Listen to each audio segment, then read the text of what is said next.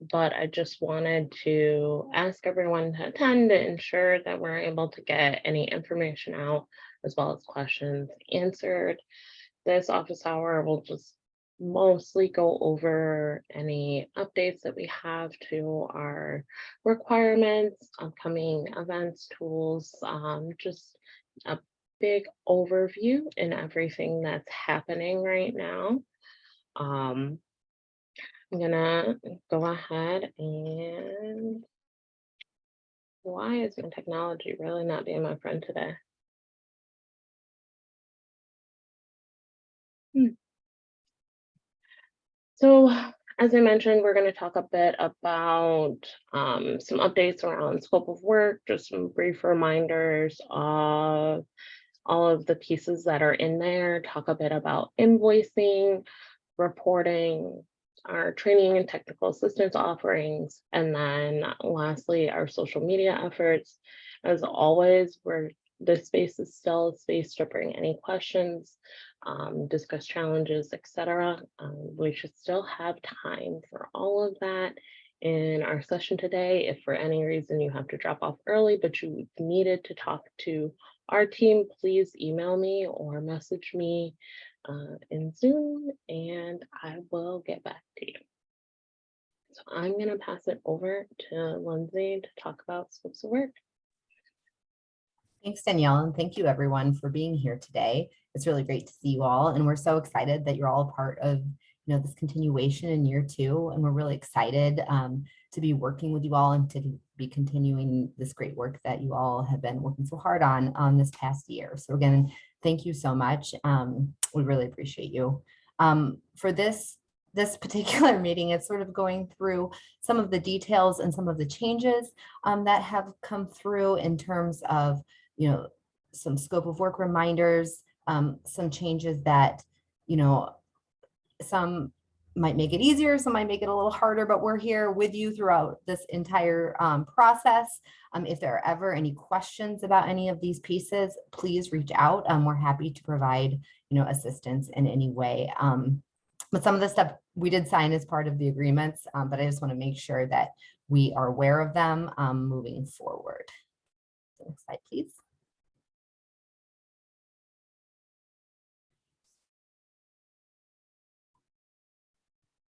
Can you go back? Yeah, thank you. So for mini grant agreements, many of you, your councils did issue mini grants last year, and some of you are planning on continuing to issue mini grants to the community and community organizations this year. And so some of the things that we really wanted to see, and we do want to have copies of all those agreements that are issued again, just as we did in the previous year. But something that we wanted to point out is we really require and want the opportunity to review the mini grants before they go out and before that they are executed, just so if there's any issues like food sneaks in there or anything else that might become a problem moving forward and reimbursing you for, we want to catch it before it becomes an issue and try to work with you just to try and find ways around it. And so what we're asking for is about 2 weeks before you actually need it, we would like to have an opportunity to see it and have a conversation with you all. So just so you know, we do still require copies of those agreements. And so for mini grants, we want to make sure that as part of the agreement that we review, there's a COVID impact paragraph. So that way it sort of justifies like how are the efforts of the mini grant organization going to tie into impacts on COVID disparities and part of this project. So really want to make sure that that impact paragraph is a part of the mini grant agreements. We want to ensure that agreement dates for the mini grants align with the dates of the project contracts. So we had one instance where the mini grant was issued, in June and it went all the way to May. And so that doesn't align, knowing that we need a new contract in October. So we want to make sure that your mini grant agreements do align with the project dates as applied to the contracts with you all. So mini grants would need to stop by September 30th and then would need to be reissued an agreement for October 1st through May of 24. So we just want to make sure that that part is clear as well in terms of the dates. Again, the agreements need to be sent to myself, Danielle, and Kristen Rosendale, which is where the invoices are sent, just so we can keep track of those for, budgeting and invoicing purposes. Yes, Chuck. So before you execute the mini grants, we need to see them and take a look at them to ensure that they align with the rules and requirements of the grant, and that we have a copy of them so that when we pay you for invoices, we have all of our ducks in a row. That was the intent of before. Sometimes that didn't actually happen the first year, but we're really wanting to make sure that everyone is on the same page as we move forward in year 2, especially for individuals who are doing mini grants this year. The last piece that is new this year is an incentive plan. And so for a lot of individuals that are issuing gift cards or doing raffles or any sort of incentive as part of the mini grant agreements, it will be an incentive plan, or community events too, incentive plan that will be required. And I'm going to share my screen so you can see what this plan looks like. It's some of you have seen this before, and we'll provide this template to you. Are you all, can you all see my screen? Okay, perfect. So this is a copy of the COVID Health Disparities Regional Council Project Incentive Plan. And this plan, anytime an organization, as a BBO is going to be issuing incentives, so gift cards, visas, raffling off incentives for focus groups or participation at a community event, we just need to have this documentation of how much will be spent for what purpose, and then how that incentive will be tracked and distributed. And so you'll fill in the yellow highlighted portions, and then you will send that to me as a backup documentation, and I'll pass that along to Kristen Rosendale so we can keep that with all of our sort of invoicing and budgeting files. So and then so you'd have to have this plan, and then there will be tracking of it. So oftentimes that looks like an Excel spreadsheet where it has the gift card number, who it went to, the amount, and that way we can track who received the incentives and for how much. So you'll receive a copy of this incentive plan, and I want to stop sharing my screen and see if there are any questions about the incentive plan before I move forward. Yeah, Lindsay, I have a quick question. Yes. So as far as the incentive plan, that's for the backbone organizations, but what about if, for instance, if we have a mini grantee, if they give out incentives, do they need to also fill out this form, or do we need to fill it out? So as part of their proposal, it's incentives, and their incentives as part of their proposal. Are they too responsible for this form? So they would be responsible, it would be my understanding, and Danielle, please correct me if I'm wrong, that they would be responsible for tracking who they're giving it out to as part of the mini grant agreements, so that you could fill out, I would imagine that you as the BBO would fill this out as to how much they're anticipating doing this, and then they would have to track the distribution of the mini grants, and you would report that to us. Does that sound accurate, Danielle? Yeah, I was gonna say, Chuck, so you could fill this out for the mini grantees. I just moved it over to the screen so that everyone can see it again. So you would fill it out for that specific project and organization, so that we know kind of that part. And then typically, the groups that you are granting funds to have already outlined kind of their amount that they think they'll give out in terms of incentives. And you would submit that to us. And then, at the end of the project, or even the process of the giveaways, incentive distribution, share with us the overall tracking sheet. So it could just be something as simple as an Excel sheet that has, the gift card information. So the amount card number and the location that it was given out to, if you aren't able to, tie it to a direct individual, right? So sometimes folks are doing very sensitive community work and may not want to have a record of names that are going out. So what we can do is kind of track it by the location, so that these 10 cards were given out at the Washtenaw County Health Department Health Fair, and then these 10 cards were given out at this teen resource center nearby, or what have you, so that you at least know where these incentives were disseminated at, and then what the intention or the purpose of the work was. Does that help?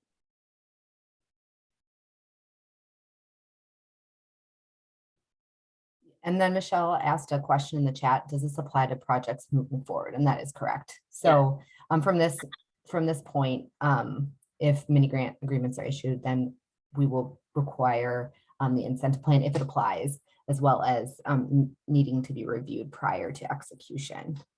So if there are any questions, as that comes up, and in our check-ins, we can, provide individualized answers or anything like that. I just want to make sure that if there are any general questions that aren't just specific to the council, then we can answer them now.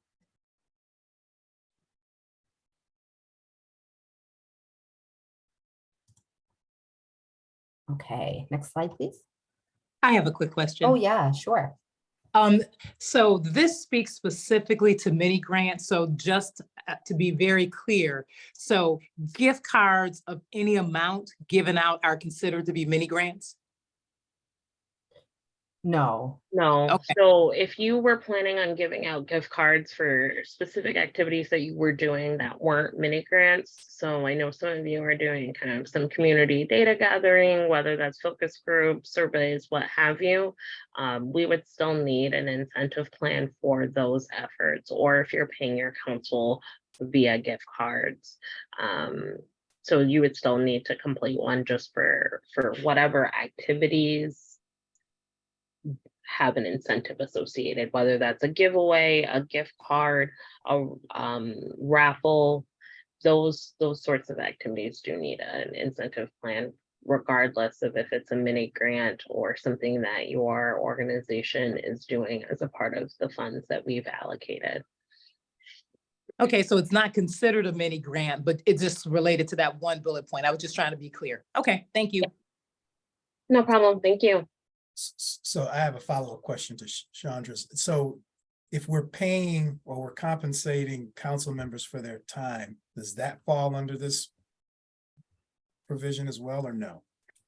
So the honorariums or stipends that you may be using, no. There are some groups that have possibly given or have plans to give gift cards to council members for specific needs, or if they were to need to drive somewhere and something like that. People have done that, whether it's with this grant or other grants, I've seen that. So I just wanted to blanket. I'm covering all my bases right now with that statement of, if you were giving anyone a gift card from funds we gave you, we would like an incentive plan, or you plan to do that rather.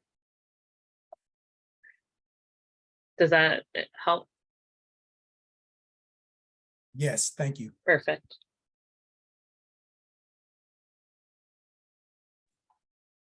Any other questions?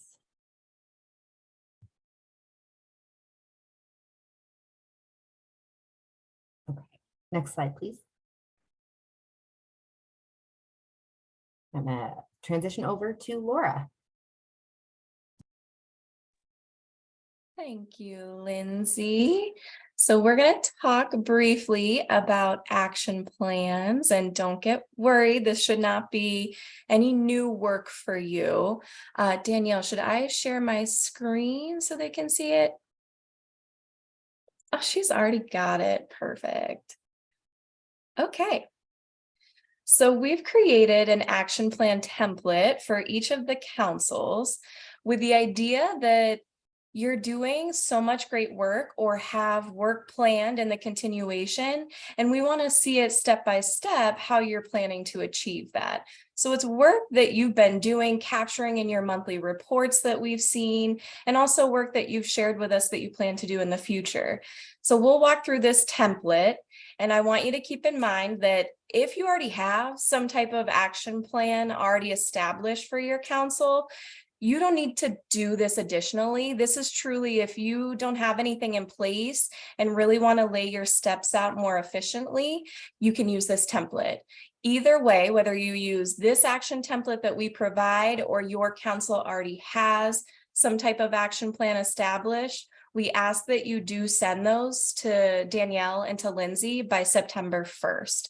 So it doesn't matter what template you use, as long as we have an action plan by September 1st. And we are there to help you through this process at any time that you need. So again, please don't get too worried. So the first page, yes, and Danielle's just reiterating that in the chat there. So the first page here is really just us asking you to provide us really kind of what your purpose of your council is. And a lot of you already have this established. Again, this is not new work, but this gives us an idea of the direction that your council is going. So we provided a couple of examples in the template, for instance, the purpose of your group, and these are very broad purposes. The purpose may be to decrease regional COVID disparities among racial and ethnic minority populations, or another example, you may be trying to increase community capacity to identify, prioritize, and address needs in your community. And so again, these are very broad purposes. What you're going to do next is tell us from whatever the purposes of your group, how are you achieving that? So if you're decreasing regional COVID disparities and your plan is that you've been providing vaccine and testing clinics in partnership with public health agencies, we just need to see that laid out. What does that look like? If you're increasing vaccines in your community within your Black and Brown communities, how are you doing that? What are your steps going to be? So you see here on the second page, we'll ask you to just outline your goal. So if it's increased vaccine in our Black communities, because you know by the data that they're greatly impacted by COVID among other populations, you're going to follow the steps in order from there. What specific actions need to be taken to complete the goal? So if it's increased vaccine, maybe you need to identify locations for your, well, I guess that's actually the next step, but maybe you need to assess the data to determine where the greatest need is in the community. Is there certain zip codes that are being impacted more than others? Your resources is your next step in filling out this template. What resources are needed in order to do these vaccine clinics? So maybe you need to identify where you're going to host a clinic. Who are your partners that are going to assist you in providing vaccine services? And then these are pretty obvious steps from here. Who's responsible for each action? So in your council or your BBO, who is following through with these steps to ensure that there will be action made on them? Oh, we're going to get back to that. Desired completion date. So when are you anticipating that you will achieve this action step that you have outlined here that will help you ultimately achieve your goal? What is that anticipated timeline? And this is fluid. So if your timeline changes, just communicate it to our team. It's not an issue if it doesn't directly align with what you laid out potentially months before the actual event or program. And then lastly, we want to know what measure you're using to identify if you've reached your goal. So if you are aiming to increase vaccine rates, did you establish, you want to increase them by 5% within the Black community? That's a measurable goal that you can help to identify if you were successful or not. It doesn't have to be quantitative. They can also be qualitative goals that or measures that you've identified. So maybe you've identified that you've established community trust through feedback that you've received from faith-based organizations. It helps us to identify what your planned goals are and what your planned outcomes are. Keeps us all kind of on track with the process and doesn't create more work from what you're already doing. Just lays it out nice and clean for you all to use. So I hope that this template will be helpful for you. Please let us know if you have any questions. We'll give you a little time now, but also you want to let this simmer a little bit and make sense of it. So if you have follow-up questions after office hours, don't hesitate to reach out to us. And we're always there, as I mentioned earlier, to help you complete this process if you get stuck. I think that's all I have, unless I'm forgetting anything, ladies. Perfect.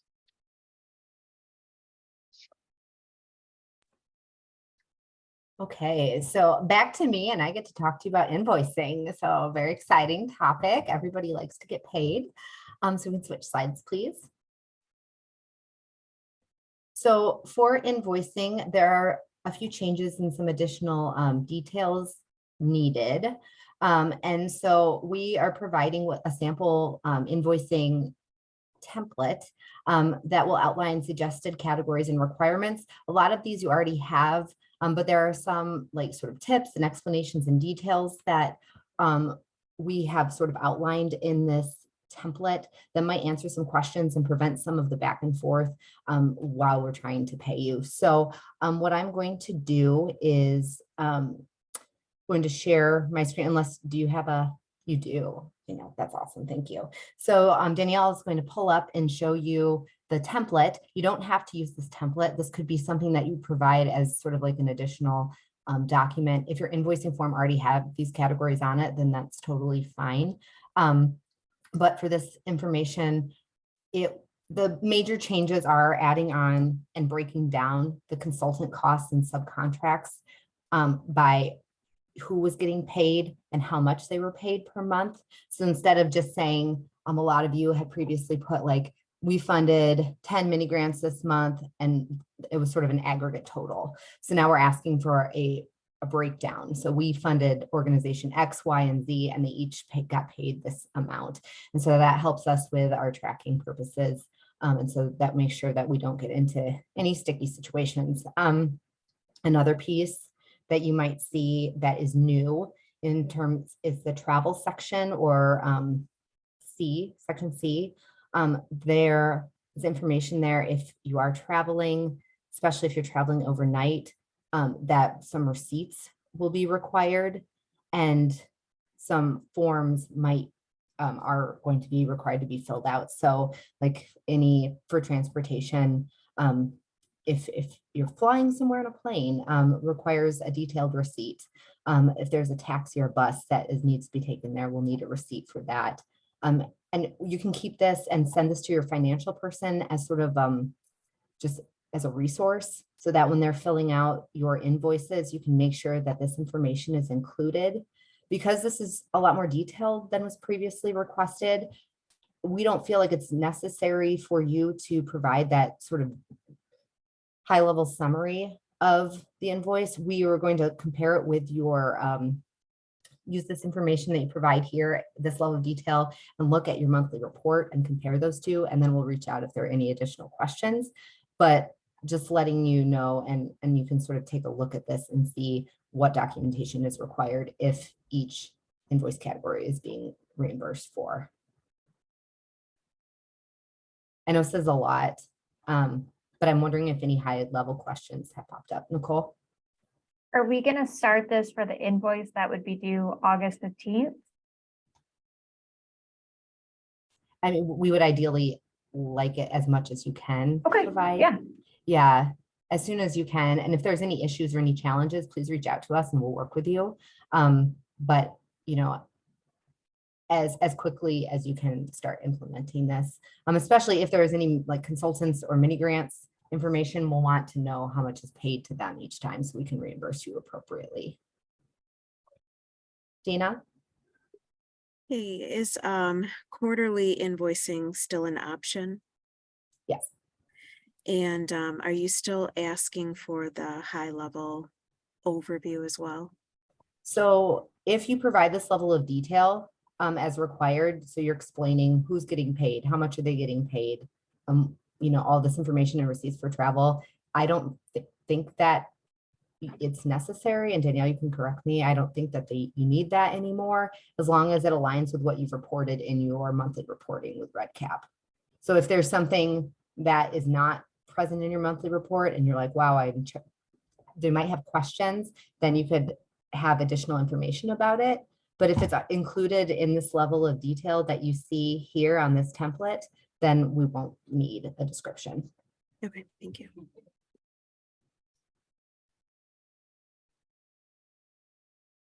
Any other questions?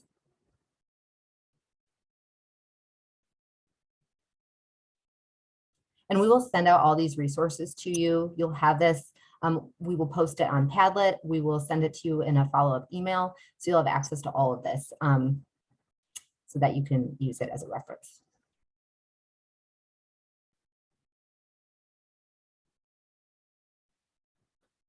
All right, we do have some reporting changes, and I'm going to turn it over to Kemi. Thank you, Lindsay. And I will share my screen so you all can follow as I am talking. So your reports will look very similar to what you've done in the past. There are a few new questions and some reordering of the questions, so I'll just go through the entire thing. And the top section is pretty straightforward. So you report as you've done in the past, your organization, your name, the month that you're reporting for. If you've had meetings that month, you'll select yes and enter in the details. If you anticipate current or future roadblocks, you'll select yes, and you'll enter in the type here as well and provide a description of each type. The partnership and collaboration section is still the same. So this is for new or expanded or lost partnerships. And if your partnerships have remained in the same capacity, which most of you have already reported existing partnerships. Kemi? Oh yeah, sorry. Go Is there ahead. any way can you zoom the screen in? Some people are having Oh, trouble. sure, yes. Thank you. Okay, is that better? Yes, thank you. Yeah. Okay. All right, so if partnerships have remained in the same capacity, you'll select no, and the table will come up. As I mentioned before, I think a few of you have reported existing partnerships in the past, so you don't have to report it each time. But if you do, or if you have created new partnerships, you'll select yes, and a table will come out for this, and you'll describe the partnerships formed. And in the table, what you'll enter in is a count for each organization type for your partnership. So if you've partnered with 2 academic institutions, you just put 2 here. You don't put the name of the partnerships there. And then the others tables come out for expanded as well. So you do the same thing. And then if a partner was lost, you'll just enter in the number of partners lost in the description right here. So this is a new question. If you've provided mini grants to partners that month, you'll select yes, and a table comes up for this. So you'll complete the table for each mini grant recipient that you were funded that month. So you'll enter in the total number of recipients funded that month, and then you'll enter each description of each. So the organization name, the organization type, the amount awarded, the funded activities, target population, and date of completion. So we put a placeholder for 10 for this table. If you do find that it's not enough, do please let us know. So the community engagement and outreach section, we have a question here about marketing materials to the community. So if you've done that in the month of reporting, you'll select yes and select each type of marketing material. Next to it, you'll enter in the number for the type of material that you developed. And then you'll enter in a description of the type of marketing materials you've developed that month. I see a hand raised. Dana, did you have a question about Yeah, the section? so the number again, So we say we market it on the website. So on a website, like, what does that mean for the numbers? So the numbers is so if you've done 3 websites that month, like if you've marketed, or I mean, Danielle, do you want to jump in and? Yeah, I'm happy to. So when it comes to how we're asking you to provide counts, it's not to that same like metric level of how many views, how many clicks, all of that stuff. We're just kind of trying to get a sense of how many different posts have you created, or I know a lot of people this year are using some funds to develop a website, revise their website. So that would count as, one iteration, or, a lot of where I would expect to see more frequent counts would be in those other channels like social media, TV, radio, where you might do multiple types of posts. You might do multiple recruitment efforts as you all, you don't need to amend June reports, but some of you may have, go through recruitment right now to expand your council, or to kind of fill some seats that maybe some people transitioned off. So you're doing maybe a short commercial on the radio, or doing some posts on your social channels. So those kinds of things. Or if on your website you're hosting an event and you're posting about that, we would love to be able to get some more information about that.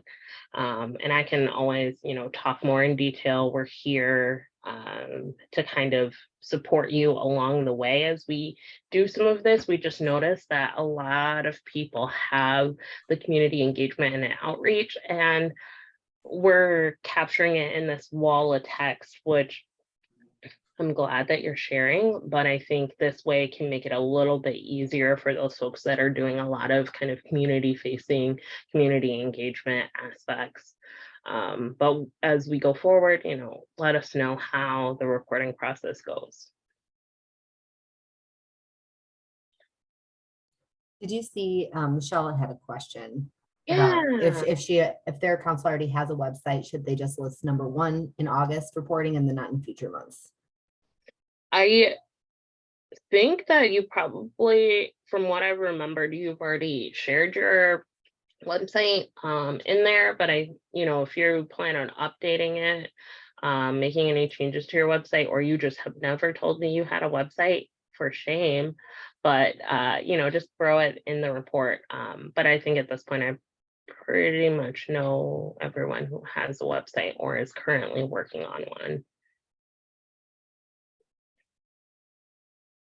Does anyone else have reporting questions, things that have kind of come up seeing this, or you've just always had a question that you wanted to ask?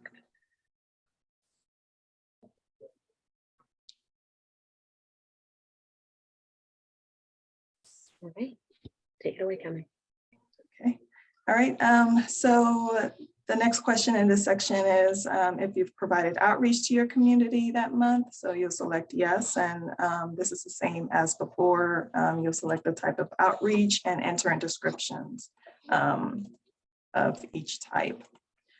In the COVID mitigation and prevention resources section, this is the same as before. If you provided mitigation strategies that month, you'll select yes and select all that apply. For testing and vaccination, a table comes up for each. So if you select testing, you'll see the table pop up at the bottom. And here you will enter in the total number of resources and services that were delivered that month here. So for example, if you deliver 20 resources and services in July, you'll enter in 20 up here. And then you'll fill out the table regarding the population served, the number of services provided for that specific population, the setting, the type, and the partner. So for example, if you, out of the 20, there were 2 services that served 300 Alaska Native. This is how you'll complete this section. And then you'll enter in the settings. So there are examples of settings up here, and the type and method, and partner mobilized. And then again, we have examples of partner mobilized up here. And if you're not capturing the specific population served, like the race and ethnicity, we do have space here at the bottom for unknown. So if you, if you've provided services that month, but you don't know what the race is, or any of the other sections that we've actually just enter in the unknown here. So you serve 300 is unknown, with 2 services, and then you enter in the details there as well. And then you just describe your successes in providing it. So the same thing for the vaccination, a table comes up, but for these other sections, you'll just describe the strategies that you've done that month. When it comes to health equity improvements to partner organizations, if you've made improvements to your partner organizations, you'll select yes, and you'll select each type of improvement. So strategic planning activity, capacity building activity, and then you enter in the number that you've done that month. For training, education, and resources, we've included a table here to capture the training and education resources that you've provided to partner organizations. So this table is similar to the vaccine table. So at the top, you'll enter in the total number of activities, and then each type of activity that you provide to your partner. So you'll enter in the name, the type provided, the purpose, the number, and audience. And I see, Dana, you have your hand up again. And so this is a new question, right? Yes, it is. And does this, would I just think about it in my relation to the health equity councils and the grants, the mini grantees, not my work outside of that? So for this specific question is to partner organizations. So, go ahead, Danielle. Yeah. So this is just across everything that we're asking you to report on. It's just activities, initiatives, trainings, outreach, etc., that you all have done with the funds that we have provided. I know at one point, especially early on, many of you had ARPA funds. Some of that kind of made reporting have this crossover. When it comes to any of these, it's just in regards to what you all are doing with the council, with the funds that we have, provided each of your organizations, so that we can kind of get a better sense of, okay, how are we building these partnerships? How are we managing the COVID disparities? And also, how are we creating capacity and a foundation for a strong public health infrastructure that understands health equity and what we are seeing out as the everyday issues that need to be addressed. So when it comes to a lot of these, Dana, it's just going to be what you're doing with the council, what you're doing to support your council organizations and or the subrecipients that the council has decided to award. So if you host something for all of your grantees, I could see that falling in there as a partner organization. Okay. Michelle? Okay, so just to clarify, because it sounds like we're all going to be doing action planning over the next month. We've already started that, so Yeah. we track that as we'd write this down as one strategic planning activity that we've done with the full council. And then if we ever did something more targeted to a partner outside of the council, that would be tracked again. Yeah. Separately. But so- for our strategic planning for the council that we're doing in June, July, and August, we would just track that as one report. Okay, thank you. Yeah, no problem. So that would, that counts as one effort, something that you're doing across the continuum. This is a new question, so don't worry about going back to change any old reports. And then, just dropping it in here when we get you all the updated link on the 1st.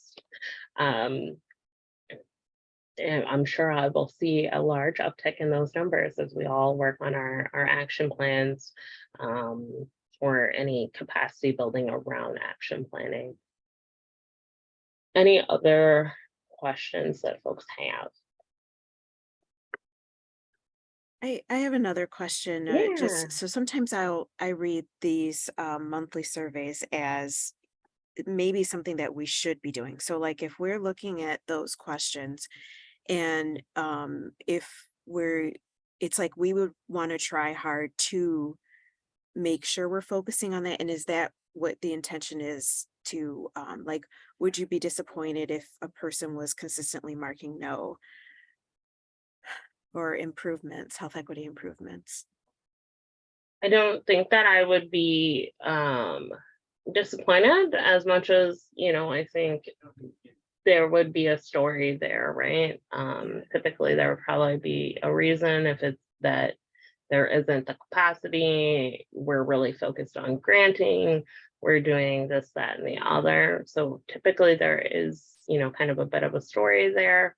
We, as you've seen, over time, we've tried to really uptick our technical assistance offerings to make sure that if it is kind of a capacity or funding concern, there is some avenue for supporting the growth within your organization and within the council. But I'm not necessarily expecting you to improve, but it is a health equity grant. Yeah. I would expect to see investment in health equity. Okay. Thanks. Go ahead, Lindsay, sorry. Oh, no, you're fine. I also wanted to add to that. And I think that this may be, since it's a new question and we're working through like the language, if as next month, as we're reporting and you're like, you know what, I did this thing, but I don't know if it falls under one of these categories, please reach out, and maybe it does. And you're just not thinking of it that way, So if you all ever have questions like that and you're like, you know what, I can tell you what we did, but I'm not sure which box to check, then we can help you with that. So please don't stress, and we'll make sure that, things get looked at and put in the appropriate boxes. And also, we have Kemi, who's awesome here, and she always takes a really good look at reports after you submit them, and then, can provide really great one-on-one TA to help like figure out, okay, this piece is missing, or we need to readjust here. And so just know that, we're happy to work through this with you as you all are, sort of looking at these questions for the first time. Thanks. Okay, Kemi, back to you. Thank you. So in the Health Equity Council internal improvement section, this is if you've added a new Health Equity Council member, you select yes and enter in the total number of members and describe the reasons for the new members. If you made improvements to your Health Equity Council infrastructure, you select here yes as well, and select all the ones that apply to this particular section, and then you'll provide a description. If you've made improvements to infrastructure in relation to your BBO, you'll select yes here, and again, you'll select all that applies in relation to your BBO infrastructure and what improvements was made that month. Okay. So when it comes to COVID data and improvements, these questions are very similar to before. So if you've used data to inform planning or decisions during that month, you'll select yes. Actually, this is a new question, and then you'll select whether it's a new or existing data and provide brief description of the decisions that were made and the type of data that you used in that month. So if you made improvements to data that is collected or reporting, you'll select yes here. And this question is similar to what we've asked in the past, and you just select all that applies and a description of the improvements made. And then if you made improvements to quality of data used, you'll select yes, select all that apply, and a description of improvements made. And then this section is the same as before. If you, request any TA support, you'll select yes here, and then the form, you can download the form, the template here, and you'll just send it to Danielle and to Lindsay. Thanks so much, Kimmy. Thank you. All right, so I get the last little bit here, but I just want to kind of reiterate that we, made some updates to the reporting form, and we are hoping to still stick with the 10th of the month. I know that there's a few more questions, so as always, continue to be in communication with us if it feels like that deadline is too soon. As you receive your form, we can work through that. And as always, we are here to help. We're here to support. I know that it seems really overwhelming at first, but these changes and updates are just based on trends that we've seen in terms of your monthly reports, and trying to make sure that there's a place for those to sit, so that when we're doing analysis on the back end, it's a little bit neater, not as much qualitative, and the goal is to make it all smoother for everyone else. Talking about making things easy, I just want to talk about training and technical assistance. So as always, we have a bevy of options available in terms of our training and technical assistance offerings. I just wanted to kind of highlight some of those. So, technical assistance can take the shape of various modalities. So if you're looking for training or something more interactive, you need to help gathering resources, you need someone to develop a tool, you would like someone to present some data and help you access state level data. That is kind of our intentionality here around the menu that we offered. We understand that I didn't put the full menu on this slide, but you do have the TA form. We'll resend that as well with our materials when we close out. But this is just kind of a high level overview of those offerings. We're asking each council to participate in at least 2 offerings of your choice. The goal behind that is we want to make sure that each of the councils has a strong foundation of skills, tools, and resources so that you can be successful. When we look at grant funding, it is not a forever cycle. And so we really want to maximize this year and take the time to build a strong base. So thinking about what are some of the challenges or needs that arise, please reach out to our team, and then we can figure out ways to support you all. And typically, we try to at least make contact pretty quickly and then find time to fit all of these needs in. Any questions about kind of that requirement piece? Many of you have already taken advantage or have reached out really in the last couple of weeks. It's like you knew this was coming. So it's really perfect timing. I know many of you we've been able to connect and work with. So just sharing that. And then the last piece is around kind of social marketing, social media efforts. So we are doing that a bit in a 2-phase approach. We want to assess, so learn your needs. There's nothing I love more than a good needs assessment. So I'm going to be sending out a brief survey to everyone to get a sense of what you all have been doing in terms of promotion for your council's efforts, where there is some space for improvement, how we can be a better support so that we can move into phase 2.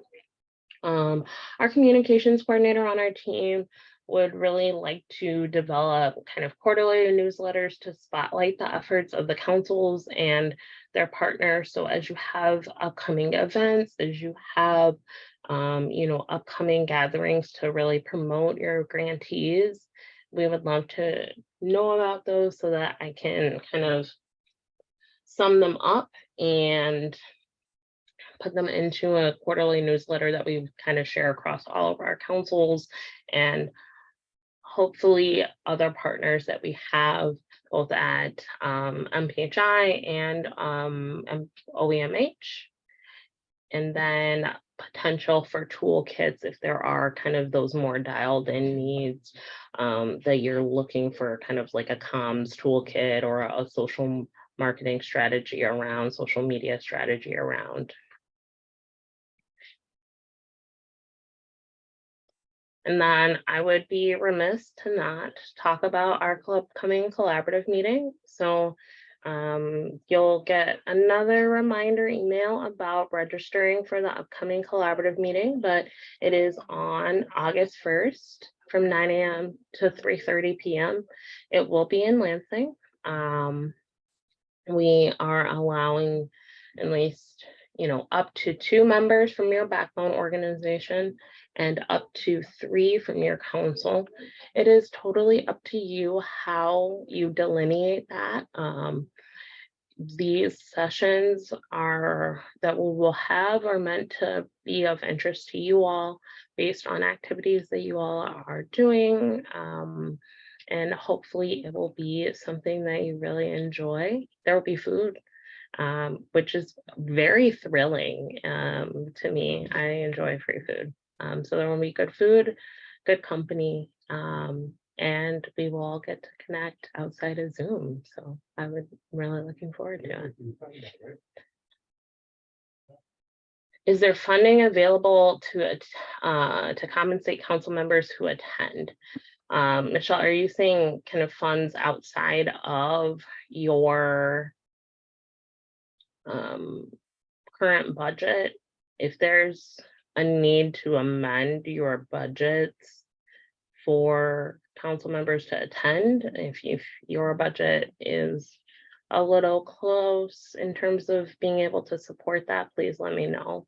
And then we may have to think through that.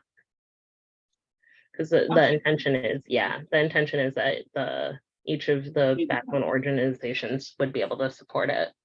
Okay, that's helpful. I just have budgeted for them to come a certain number of meetings, so and our organizational members would be fine to cover the cost, but it's our individual community members that we pay per meeting. And I just want to figure that out. So that's helpful. Thanks. Yeah, Michelle, and really this goes out to any of the backbone organizations. If you're looking at your budget or, working with your financial team, and they feel as though doing some sort of reimbursement or support for your council members to attend is needed, and it's not, you absolutely are trending in not that direction, let me know. We've tried to make sure that everyone has funds to make it through the end of September. But if there was an oversight, please let me know. Any other questions about anything? It can be anything we presented today, anything that you have been wanting to talk about, what have you. We got a whole 2 minutes.